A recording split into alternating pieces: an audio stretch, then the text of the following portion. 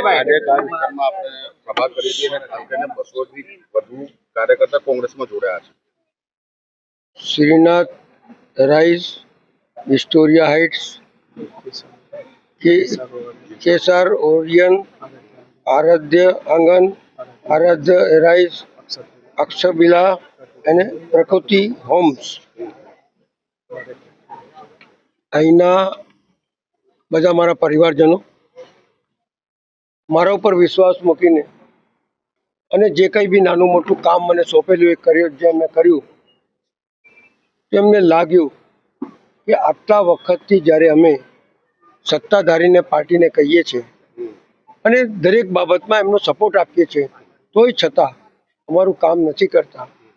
પણ હું તો એવો છું કે દરેક જગ્યાએ મને કોઈ પણ કે બીજા દિવસે જ કામ શરૂ કરી દઉં છું.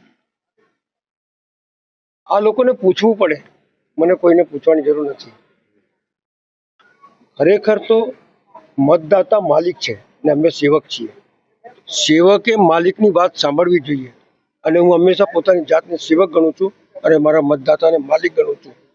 અને એટલા જ માટે એમના કામ થોડા ઘણા કર્યા છે, પણ ભવિષ્યમાં આ જે જગ્યા પર હું બોલું છું, આ જગ્યા સોસાયટી દેખાય છે અને તમે એના સાક્ષી બનશો કે 6-8 મહિનામાં આખા જે વિસ્તાર છે એનો નકશો ચેન્જ કરી આવીશ.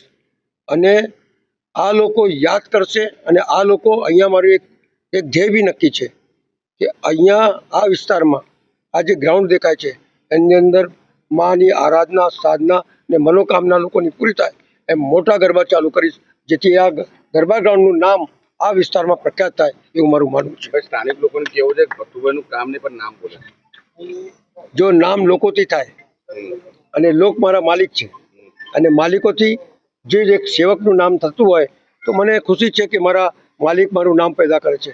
બાકી તો મારે તો કામ કરવાનું છે ને કરતો રહીશ.